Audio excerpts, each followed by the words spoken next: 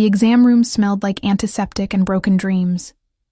I stood there, white coat perfectly pressed, stethoscope around my neck, and stared at my father across his mahogany desk. The same desk where he had taught me to read medical journals when I was 8 years old. "You're joking, Dad," I said, my voice barely steady. "This is some kind of test, right?" He did not look up from the papers he was signing. His silver hair caught the afternoon light streaming through the window of his office at the back of our family practice. "This is final, Vivian. The practice goes to your brother." My hands trembled. 27 years of my life had been building toward this moment. Every late night studying anatomy, every rotation during medical school, every patient I had comforted during my residency in internal medicine. All of it had been preparation to join the practice my grandfather had started in 1962, the one my father had expanded into 3 locations across Denver. "I graduated top of my class," I said, hating how my voice cracked. "I have better recommendations than Trevor ever did. My residency evaluations were exceptional." Finally, he looked at me. His expression was not cruel, which somehow made it worse. It was matter of fact, as if he were explaining why the sky was blue. "Medicine isn't for women, not at this level. You're 33 years old. You'll want a family soon. Patients need consistency. Trevor is engaged to someone who wants 4 children immediately," I said. "He told us that at Sunday dinner last month." "That's different." "How?" "Men can balance both. You know this, Vivian. I'm not trying to hurt you. I'm being practical." He stood up and walked to the window, hands clasped behind his back. "Your brother needs this." He struggled to find his footing. The practice will give him purpose, stability. The injustice of it pressed against my chest like a physical weight. Trevor had barely passed his boards. He had changed specialties twice during residency, finally settling on internal medicine only because it was what our father wanted. He had no passion for patient care, no dedication to the continuous learning that medicine demanded. But he had something I did not. He was a man. "I've prepared for this my entire life," I whispered. "Then you'll understand that sometimes we don't get what we want." My father turned back to me. "I've arranged a position for you at Denver Community Hospital. It's a good opportunity. You'll have your own career, your own path. I don't want my own path. I want our family's path. The one you promised me since I was 7 years old, and you let me shadow you during Saturday appointments. Things change. Expectations change." He walked back to his desk and sat down, picking up his pen again. The conversation was over in his mind. "Trevor starts next Monday. I'm announcing it to the staff tomorrow afternoon." I stood there for another moment, waiting for him to look up again, to see me, to remember all the promises he had made. But he just kept signing papers, and I realized that to him, I had already left the room. I walked out of his office, through the hallway lined with photos of 3 generations of doctors in our family. All men. My grandmother had been a nurse. My aunt had managed the billing department. The women in our family supported the practice. They did not lead it. The other physicians were seeing patients. I could hear Dr. Harrison's gentle voice in room 3, explaining blood pressure medication to an elderly patient. In room 5, Dr. Webb was laughing at something. The sounds of the practice I had dreamed of joining since childhood. I drove home in a daze. My apartment felt too quiet. I sat on my couch and stared at my medical degree on the wall.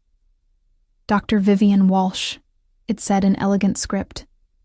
4 years of undergraduate work, 4 years of medical school, 3 years of residency.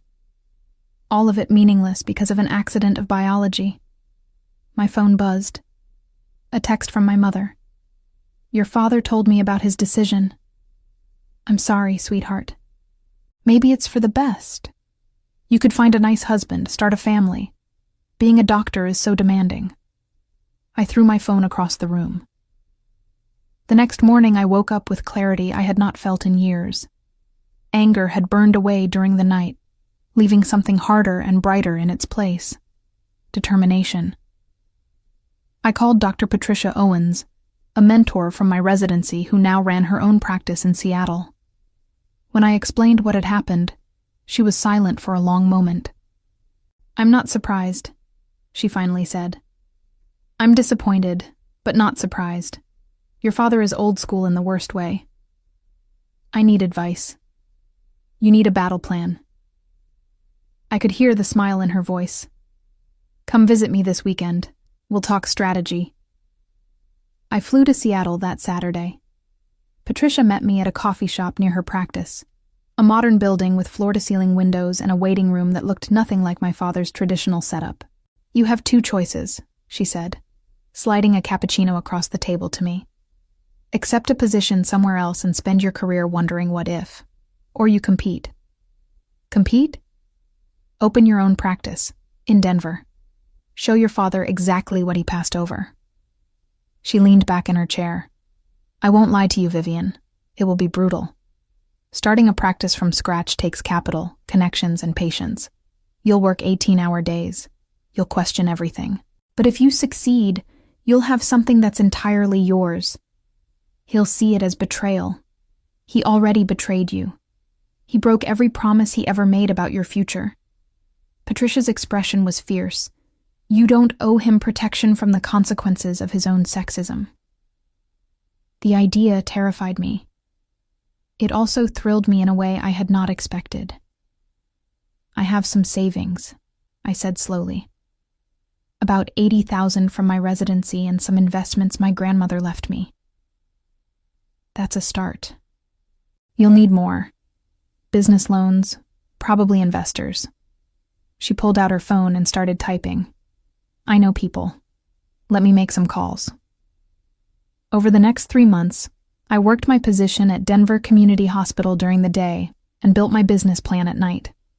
Patricia connected me with a healthcare consultant who had helped dozens of physicians start their own practices. I met with bankers, lawyers, and real estate agents. The more I learned, the more I realized how unprepared Trevor was for what he was inheriting. My father was handing him a turnkey operation, but my brother had no idea how to manage staff, negotiate with insurance companies, or handle the 1,000 small crises that arose in a medical practice every week. I found the perfect location in April. A recently renovated building in a growing neighborhood in Denver, close enough to my father's main office to draw from the same patient population, but far enough away to feel independent. The rent was steep, but the space was beautiful, bright, modern, with enough room for 4 exam rooms, a small lab, and a comfortable waiting area. My loan officer initially laughed at my proposal. "You want to compete with an established practice that's been in the community for 60 years? "I want to offer better care," I corrected. "Modern technology, extended hours, a patient-focused approach." "And you think that will be enough?" I looked him directly in the eye. "I was top of my class at Johns Hopkins. I have outstanding references, and I'm willing to work harder than anyone else in this city." I slid my detailed business plan across his desk. "I'm not asking for charity. I'm asking for an investment in something that will succeed." He approved the loan.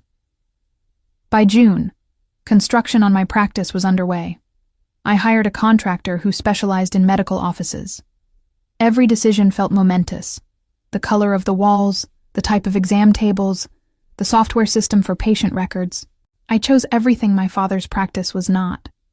Warm colors instead of clinical white, comfortable furniture instead of rigid chairs, a digital system that allowed patients to access their records online.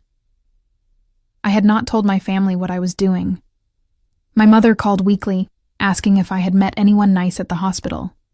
My father never called at all. Trevor sent occasional texts about how overwhelmed he was with the practice, asking questions that revealed just how little he understood about the business of medicine.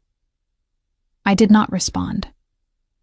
In August, I hired my first staff member, a nurse practitioner named Joyce, who had 20 years of experience and had grown frustrated with the bureaucracy at her hospital job. When I explained my vision for the practice, her eyes lit up.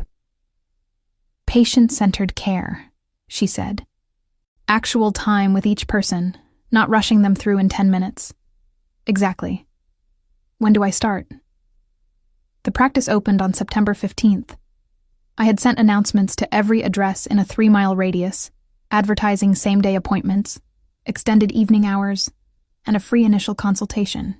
I had also made sure to mention that I had trained at Johns Hopkins and completed my residency at Denver Presbyterian, 2 credentials that matched or exceeded anything my father's practice could claim.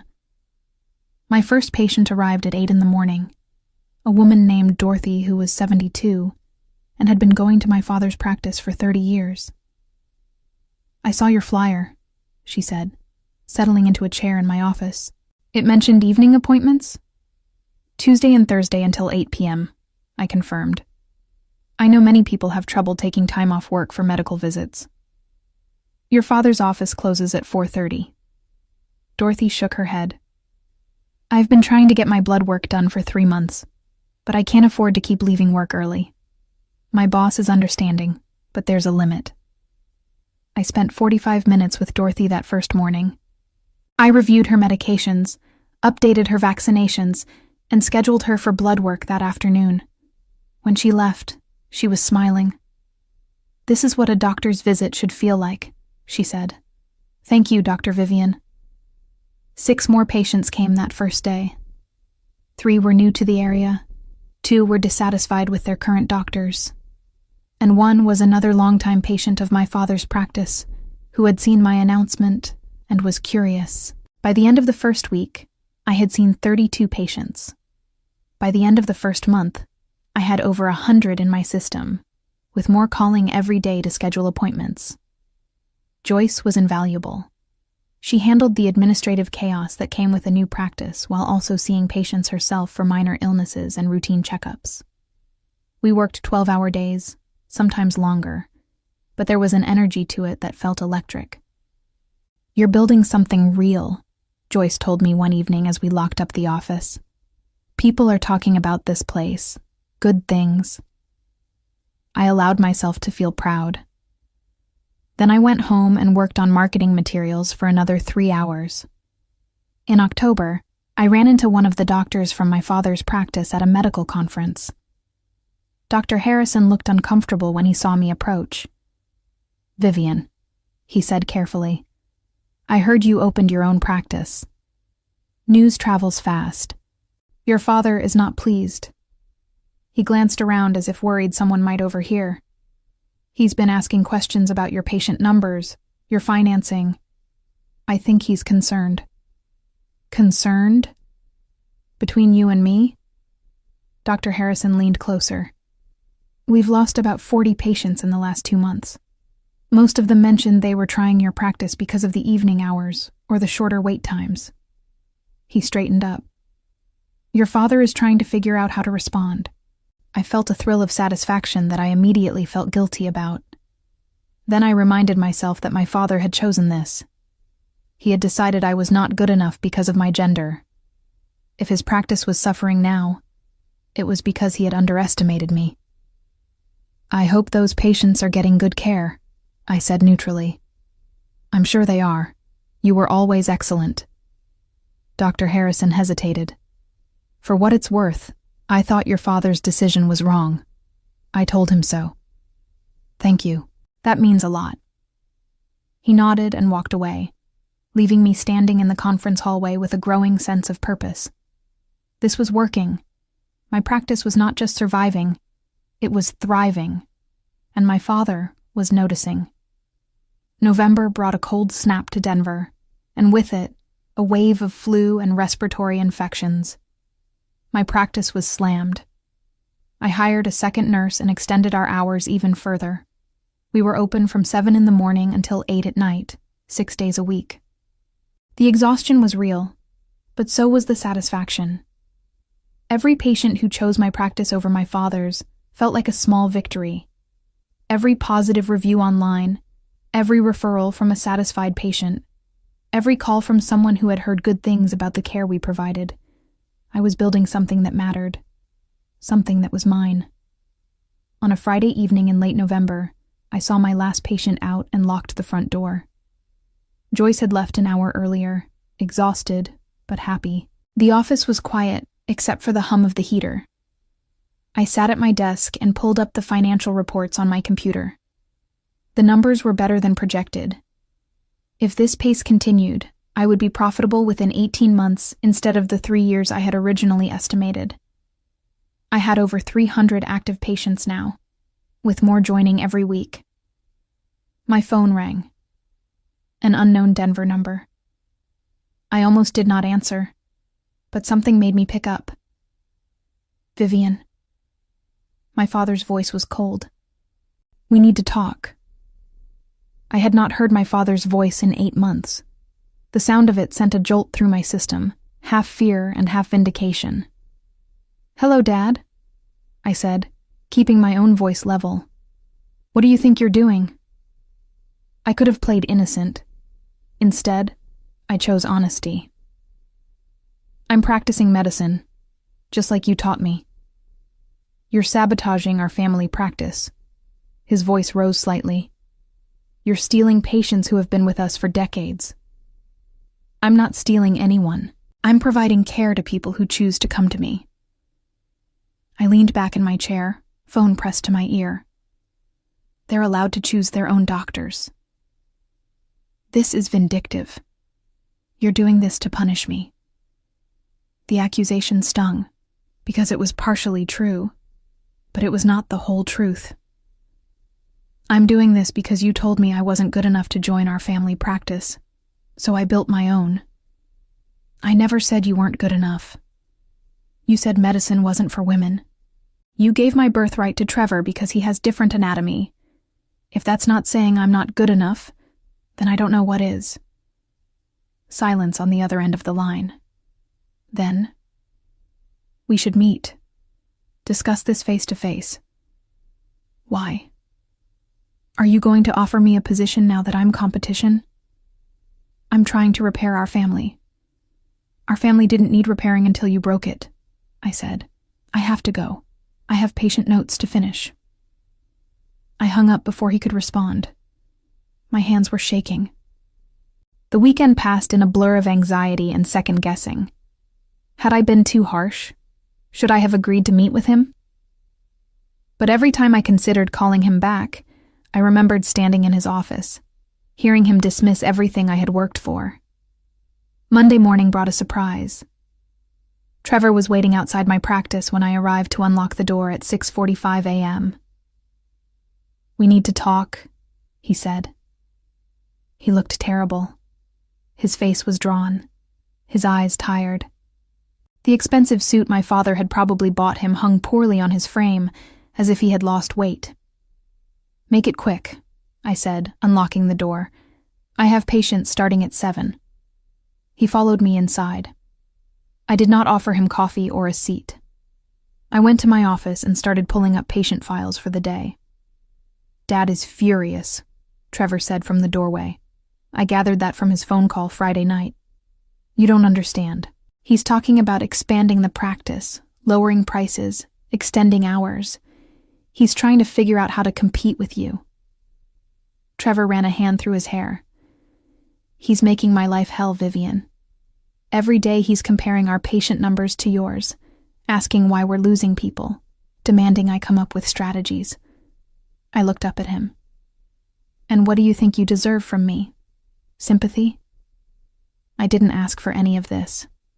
Yes, you did. You accepted the position that should have been mine. You didn't object when Dad decided I wasn't good enough because of my gender. My voice was sharp. You benefited from sexism, Trevor. Don't expect me to feel sorry for you now that there are consequences. I knew you'd be angry, but I didn't think you'd go this far. This far? I opened a medical practice. I'm providing excellent care to patients. What exactly is the problem? You're destroying our family. I stood up and walked around my desk until I was facing him directly. Dad destroyed our family when he broke his promise to me. When he decided that 60 years of tradition mattered less than his outdated views about women. I'm just living my life, Trevor. If that happens to impact the family practice, maybe Dad should have thought about that before he excluded me. Trevor stared at me. You really hate us. I don't hate you. I'm just done putting your comfort and Dad's ego ahead of my own career and dignity. I checked my watch. You need to leave. My first patient will be here in 10 minutes. He left without another word. Joyce arrived 5 minutes later and found me standing by the window, arms crossed, trying to calm down. Everything okay? She asked. Family drama. The worst kind. She squeezed my shoulder. Don't let them get in your head. What we're doing here matters. The patients love you. The reviews are stellar. Let your father and brother deal with their own problems. She was right, but it was hard. For the next 2 weeks, I threw myself into work with renewed intensity. I started offering flu vaccination clinics on Saturday mornings. I partnered with a local laboratory to provide faster test results.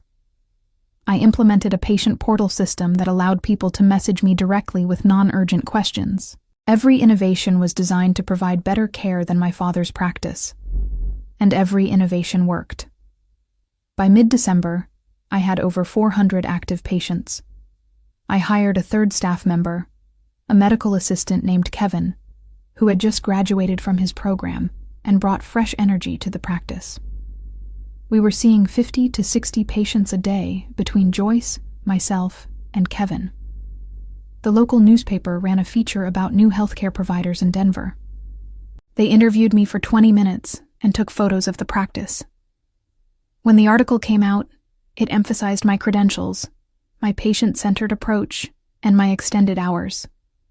It mentioned that I came from a family of physicians, but was building my own path. My father called again that night. You talked to the press, he said without preamble. I gave an interview about my practice. Yes. You made it sound like our practice is outdated. I never mentioned your practice specifically. The implication was clear. His voice was tight with anger. You've always been stubborn, Vivian, but this is beyond stubbornness. This is spite. This is my career, I said. I'm sorry if my success makes you uncomfortable, but I'm not going to apologize for building something I'm proud of. Your mother is devastated. The guilt trip was predictable, but still effective. I closed my eyes. Mom is devastated because you're making this into a war. I opened a medical practice. That's all.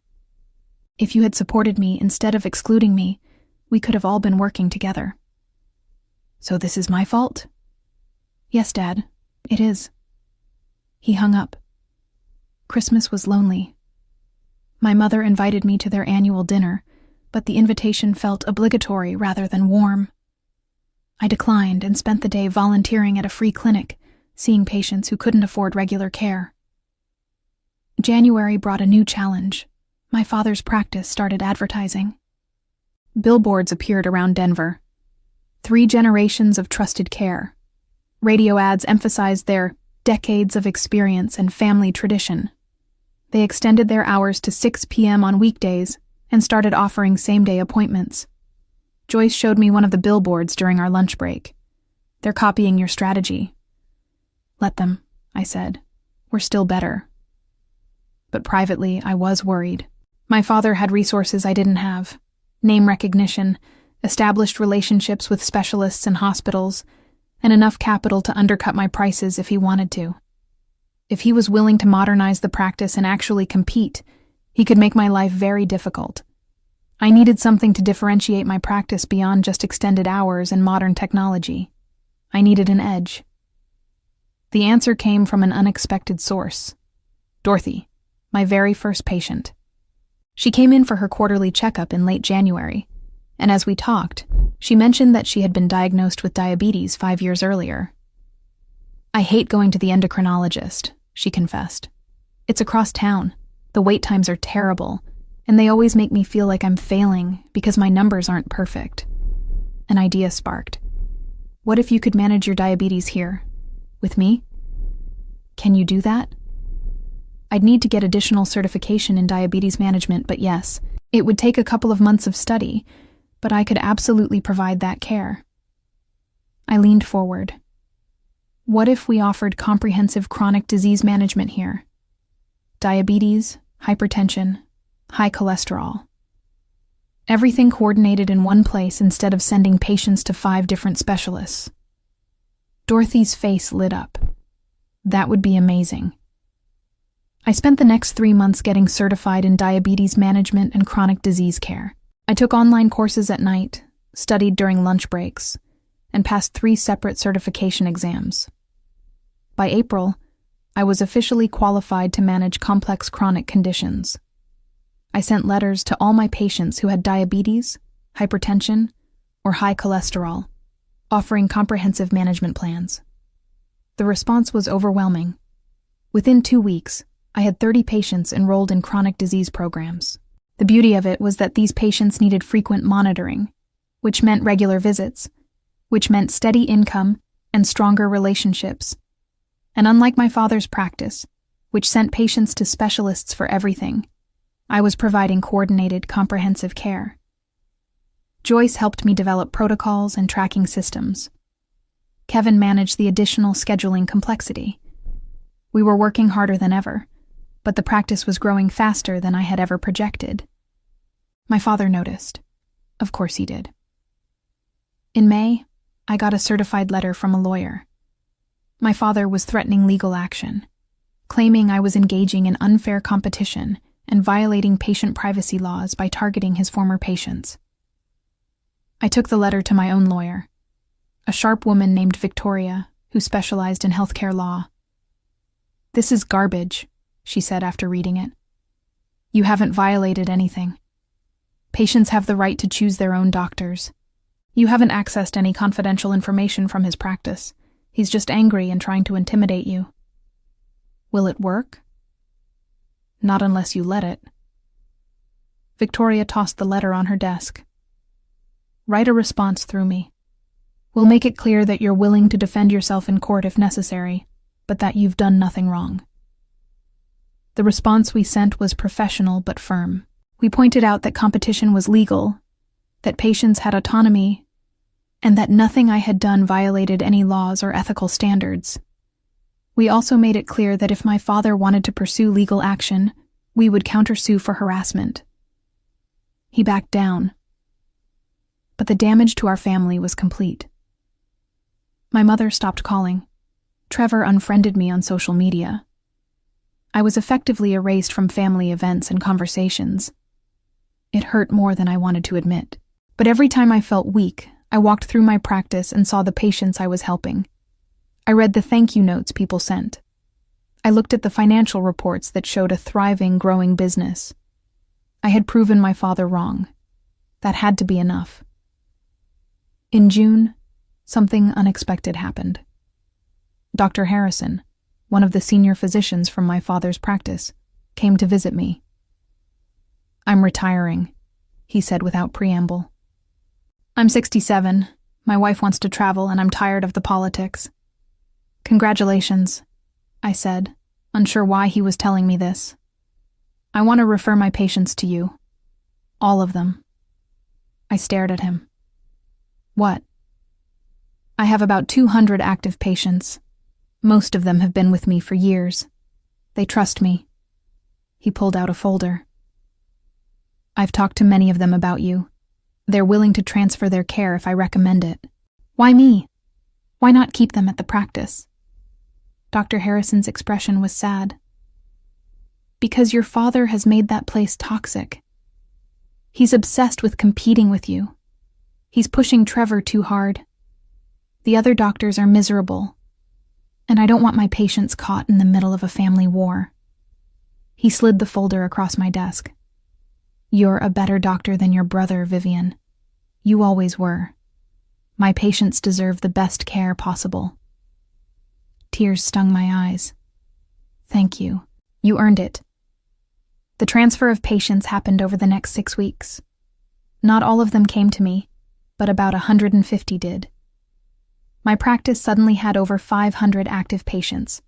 I had to hire another physician, a recent residency graduate named Thomas, who was enthusiastic and skilled. We moved to a larger space in August, taking over the entire second floor of the building. 4 more exam rooms, a proper lab, a dedicated area for chronic disease management. The renovation cost was steep, but the bank approved the loan without hesitation.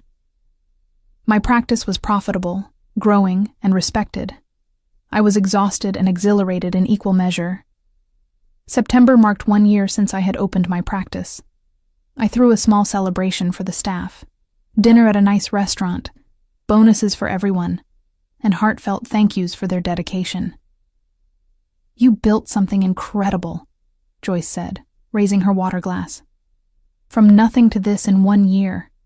That's remarkable." "We built it," I corrected. "I couldn't have done any of this without all of you." Thomas, who had only been with us for 2 months, looked around the table. "I heard about the situation with your father. That must have been incredibly difficult." "It was," I admitted. "It still is. But it also motivated me in ways I didn't expect. Sometimes the people who hurt us end up pushing us to become stronger than we ever would have been otherwise." The toast to that felt earned. The next morning, I got a call from an unknown number. When I answered, a professional voice said, "Dr. Vivian, this is Helen from Colorado Medical Board. We've received a complaint about your practice that we need to investigate." My blood went cold. "What kind of complaint?" "Allegations of patient poaching and fraudulent advertising. We'll need to schedule a time to review your records and business practices." I knew immediately who had filed the complaint. My father had escalated from legal threats to trying to damage my medical license. Victoria was furious when I told her. "This is retaliation, pure and simple. We'll fight it." The investigation took 3 months. 3 months of stress, of having investigators come through my practice, of providing documentation for every patient, every advertisement, every business decision. 3 months of wondering if my father would actually succeed in destroying what I had built. Joyce and the rest of the staff rallied around me. Thomas helped organize all the necessary paperwork. Kevin created spreadsheets tracking every patient interaction. We proved, beyond any doubt, that everything we had done was ethical and legal. In December, I received the official letter. The complaint was dismissed. The medical board found no evidence of wrongdoing. My license was secure. I should have felt relief. Instead, I felt rage. My father had tried to destroy my career out of spite. He had weaponized his connections and his reputation to come after me, and he had failed. But the attempt itself was unforgivable. I called him for the first time in over a year. "We need to meet," I said when he answered. "Face to face. Tomorrow." There was a long pause. Then, "My office, 2 p.m. I arrived at his practice exactly on time. The waiting room looked shabbier than I remembered. The furniture was worn, the magazines outdated. Through the receptionist window, I could see a mostly empty waiting area. Trevor came out to meet me instead of my father. He looked even worse than he had a year ago, thinner, more haggard, with dark circles under his eyes. "Dad's running late with a patient," he said. "We can wait in his office." I followed him down the familiar hallway. The photos of 3 generations of male doctors seemed to mock me. In my father's office, Trevor sat heavily in a guest chair. "I'm glad you came." "I'm not here for reconciliation," I said. "I'm here to tell Dad exactly what I think of his attempt to destroy my license." That wasn't just him. I was part of that decision too. I looked at my brother with something like pity. "Of course you were. Because you can't compete with me legitimately, so you tried to use bureaucracy to eliminate the competition. You've taken everything from us, Vivian. Our patience, our reputation, our family unity." I didn't take anything. I built my own practice. Patients chose to come to me because I provide better care. And our family unity was destroyed when Dad decided I wasn't good enough because I'm a woman. I leaned forward. You want to know the real tragedy, Trevor? You could have been a decent doctor if Dad hadn't handed you everything. But instead, you've learned that you don't have to work hard or be skilled. You just have to be male. The door opened. My father walked in, and for the first time, I saw him as he truly was. An old man clinging to outdated ideas, watching his legacy crumble because he had been too proud and too sexist to recognize talent when it was standing right in front of him. "Vivian," he said. His voice was tired. "You tried to destroy my medical license," I said without preamble. "You failed. Now I need you to understand something very clearly. I am going to continue to succeed. My practice is going to continue to grow. And there is nothing you can do to stop me. I was trying to protect what I built. You were trying to punish me for being better than your son, and for having the audacity to prove you wrong about women in medicine." I stood up. "I came here to tell you that I'm done being the forgiving daughter. I'm done making excuses for your behavior. And I'm done caring what you think of me." "Is that it then? Our relationship is over?" "You ended our relationship when you told me medicine wasn't for women. I'm just finally accepting it." I walked toward the door, then turned back. "Oh, and one more thing. I'm opening a second location. East Denver, near the new residential development. Should be operational by March." The look on his face was worth everything. The second location opened on March 1st, 2 years and 6 months after that conversation in my father's office when he had dismissed my life's work. This new practice was even more beautiful than the first. A modern building with large windows, state-of-the-art equipment, and room for 6 exam rooms. I hired 2 more physicians, Dr. Rebecca, who specialized in pediatrics, and Dr. James, who had expertise in geriatric care. With these additions, my practice could now serve patients from infancy through end-of-life care. We were becoming a comprehensive healthcare system. The grand opening drew over 200 people from the community, local business owners, patients, other healthcare providers. The mayor even stopped by to cut the ribbon, praising my commitment to accessible, quality healthcare. My father's practice had lost over 40% of its patient base to me by this point. I knew because Dorothy, still one of my most loyal patients, remained friends with people who still went there. She reported back to me with barely concealed glee. "They're struggling," she said during one of her appointments. "Wait times are shorter because they have fewer patients. Dr. Harrison's replacement isn't nearly as good, and your brother looks exhausted every time someone sees him around town." I should have felt guilty. I didn't. In April, my father did something I didn't expect. He tried to sell the practice. Word got around the medical community quickly. He was looking for a buyer to take over the family practice he had inherited from his father. Victoria called me when she heard. "You could buy it, merge the 2 practices into one, finally get what you always wanted." The idea was tempting, poetic even. But as I sat in my office, looking at the thriving practice I had built from nothing, I realized I didn't want his practice anymore. I had something better. Something I had created myself. Something that reflected my values and vision. "No," I told Victoria. "Let him sell to someone else. I don't need his legacy." The sale fell through anyway. Potential buyers saw declining patient numbers and outdated systems. The price my father wanted was unrealistic, given the practice's current state. By June, he had taken the practice off the market and was stuck trying to revive something that was slowly dying. Trevor called me in July. I almost didn't answer, but curiosity got the better of me. "I'm leaving the practice," he said without preamble. "I'm moving to Phoenix, starting over." "What happened?" "Dad and I had a fight. He blamed me for the decline in patients, said I wasn't working hard enough to compete with you. I told him that maybe, if he had let you join the practice like he promised, none of this would have happened." Trevor's voice was hollow. He didn't like that. "I'm sorry," I said, and meant it. Trevor had been a pawn in our father's game just as much as I had been. I'm not. I was never meant to be a doctor, Vivian. I did it because Dad wanted me to, but I hate it. I'm going to do something else. Maybe business, maybe teaching. Anything but medicine. Good luck, Trevor. You too. For what it's worth, your practice is really impressive.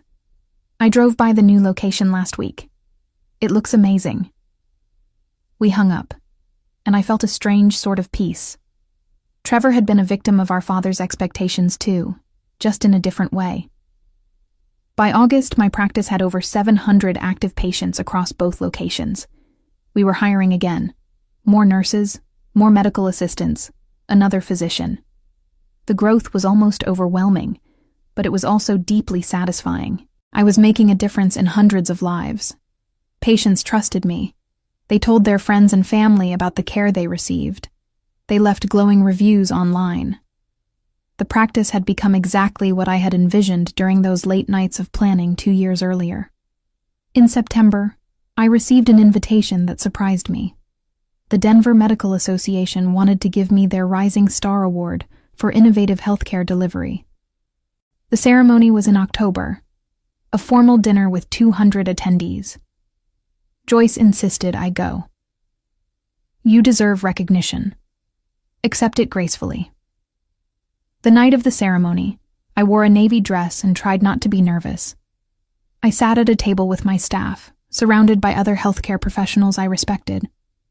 When they called my name for the award, the applause was genuine and warm. I gave a short speech about patient-centered care, about the importance of innovation in medicine, about creating systems that served people rather than profits. I thanked my team. I mentioned my mentors, including Dr. Patricia Owens, who had flown in from Seattle for the event. I did not mention my father. His absence from the story was more powerful than any accusation would have been. As I walked off the stage, award in hand, I saw him. My father was sitting at a table near the back, alone. His face was drawn, his expression unreadable. Our eyes met for a moment, and I saw something there I had never seen before. Regret. But it was too late for regret. The damage was done. The award brought unexpected opportunities. Within 2 weeks, I was contacted by a healthcare technology company interested in partnering with my practice to develop better patient portal systems. A local university asked if I would teach a course on practice management for medical students. 3 separate media outlets requested interviews. I accepted all of it. Every opportunity to expand my influence, to help more patients, to prove that my father had made the worst mistake of his professional life when he rejected me. The partnership with the technology company was particularly exciting. They wanted to use my practice as a pilot site for new telemedicine capabilities, allowing patients to have video consultations for minor issues. It would expand access even further and position my practice as a leader in healthcare innovation. My father's practice continued to decline. I heard through the community grapevine that he had let 2 of his physicians go, consolidating operations to reduce costs. The once thriving practice was now a shell of what it had been. Part of me wanted to feel triumphant. Another part, the part that remembered being 7 years old and following him around during Saturday appointments, just felt sad. In November, my mother called. It was the first time we had spoken in almost 2 years. Your father had a heart attack, she said. He's stable, but it was serious. He's in Denver Presbyterian. I closed my eyes. Is he okay? He will be. They're keeping him for observation. She paused. He asked if you would visit. I didn't want to. Every instinct told me to protect myself, to maintain the boundaries I had built. But he was still my father, despite everything. I went to the hospital that evening. His room was private, the lights dimmed. He looked small in the hospital bed, monitors beeping softly around him. My mother sat in a chair by the window looking exhausted. Hi, Dad, I said from the doorway. He turned his head, and his expression crumpled when he saw me. Vivian. I walked over and stood by his bed. not sure what to say. He reached for my hand, and after a moment, I let him take it. "I'm sorry," he said. His voice was weak. "I was wrong. About everything." The words I had wanted to hear 2 years ago felt insufficient now. "You were. I ruined everything. The practice is failing. Trevor left. You won't speak to me." Tears slid down his cheeks. "And you were right. You would have been better at running the practice than Trevor ever was. You're a better doctor than I ever was." My mother made a small sound of surprise, as if she had never expected to hear him admit it. "I built my own practice," I said quietly.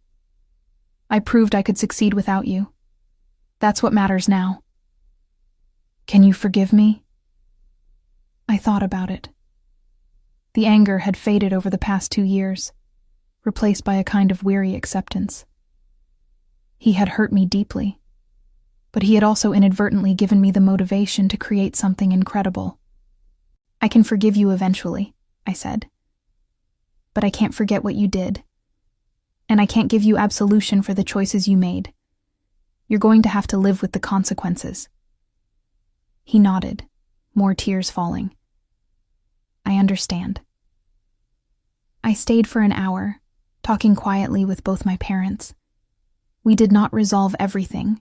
Some wounds were too deep for a single conversation, but it was a start. When I left, I felt lighter somehow. The weight of his judgment, his disapproval, had been pressing on me for so long that I had forgotten what it felt like to be free of it. His apology did not change the past, but it acknowledged the truth. December brought year-end financial reports. My practice had generated over $2 million in revenue, with healthy profit margins and room for continued growth. We were negotiating to open a third location in the suburbs. We had over 900 active patients and a waiting list for new patient appointments. I had succeeded beyond my wildest projections, and I had done it despite my father's attempts to stop me. On New Year's Eve, I gathered my staff for a celebration at the practice. We ordered catering, dimmed the lights, and spent the evening reflecting on what we had accomplished.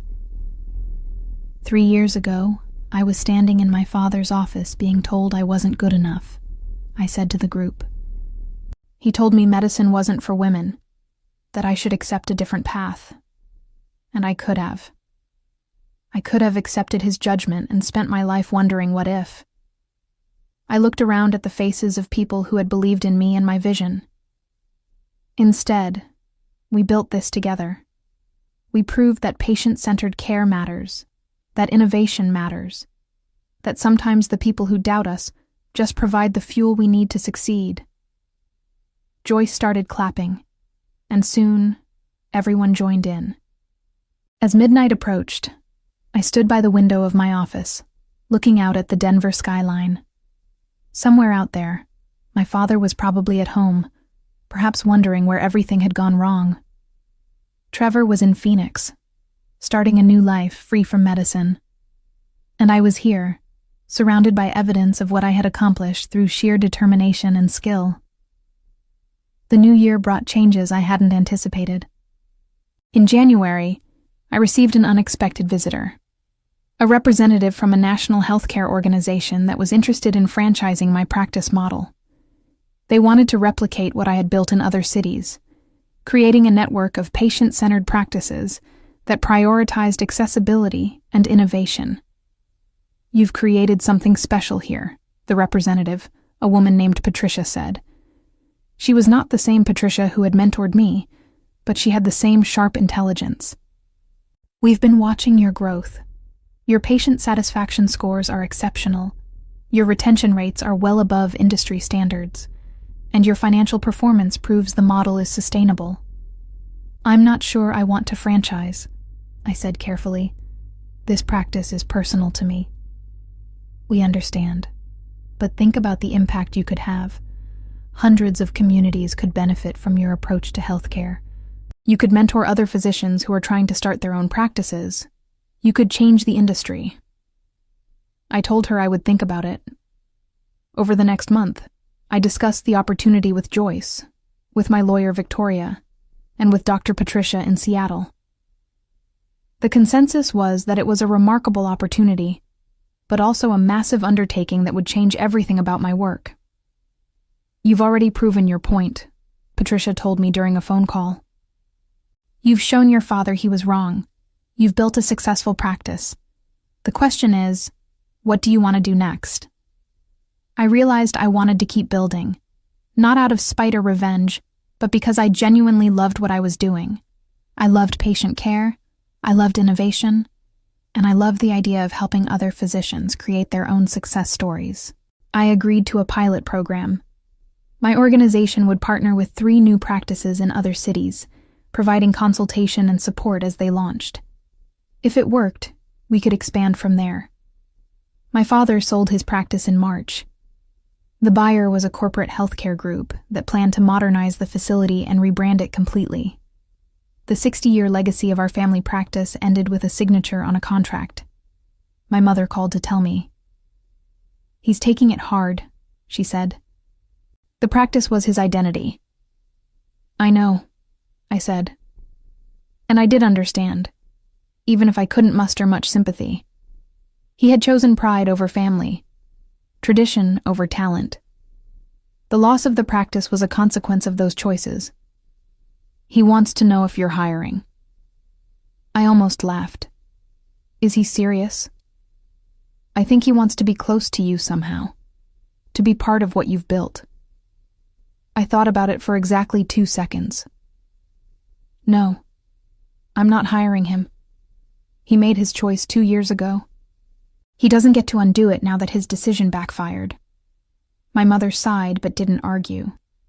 The 3 pilot practices launched in May, June, and July. I traveled to help with the openings: Atlanta, Portland, and Austin. In each city, I worked with passionate physicians who were tired of corporate medicine and wanted to create something better. I shared everything I had learned, the mistakes I had made, the strategies that had worked, the importance of patient relationships. It was fulfilling in a way I hadn't expected. I was building a legacy that was bigger than my own practice, bigger than my family's history. I was changing healthcare. In August, my father showed up at my original practice unannounced. Joyce came to my office looking uncertain. "Your father is in the waiting room. He says he just wants to talk."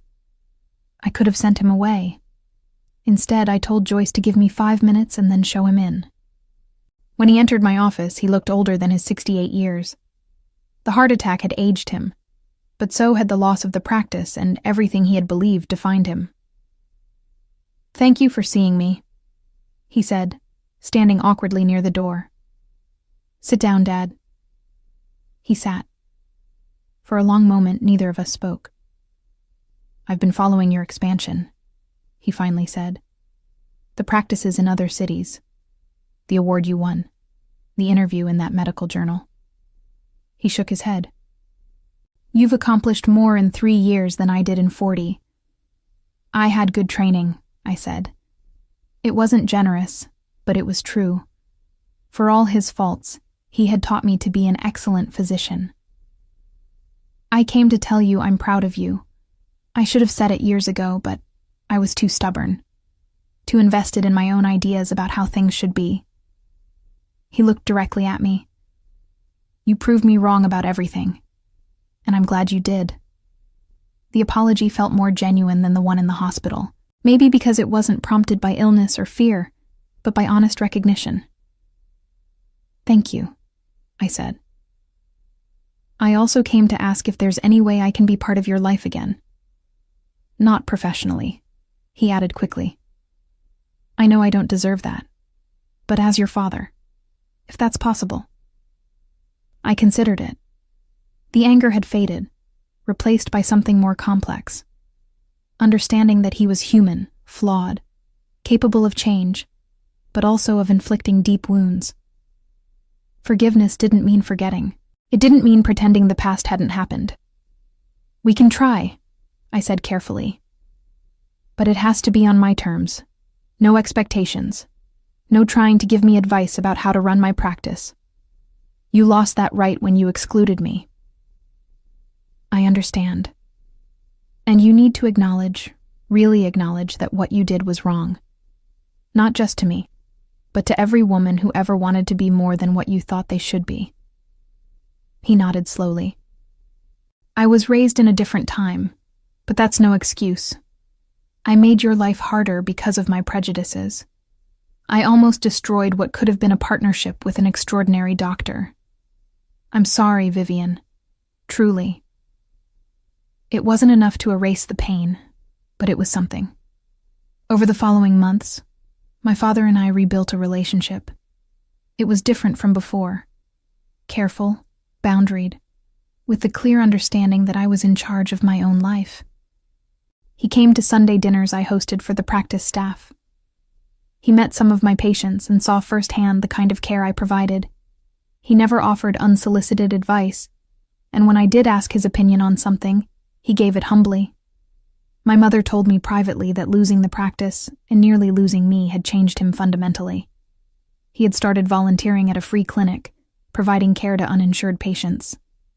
He had joined a mentorship program for young female physicians. He was trying to atone. I didn't know if it was enough, but it was his journey to make. By the end of my 3rd year in practice, I had 1,500 patients across 3 locations. The franchise program was expanding to 7 more cities. I had been featured in national medical journals and had been invited to speak at conferences around the country. I had proved everything I needed to prove. In the months that followed, my father watched his own world shrink considerably. The sale of the practice left him with money, but no purpose. His reputation in the Denver medical community suffered as word spread about why I had left to start my own practice, and how he had tried to sabotage me with the medical board complaint. Former colleagues distanced themselves. Younger physicians viewed him as a relic of a sexist past. He tried to volunteer at various clinics, but his outdated approaches and diminished credibility meant few wanted his help. Trevor, settled in Phoenix and working in medical equipment sales, maintained minimal contact.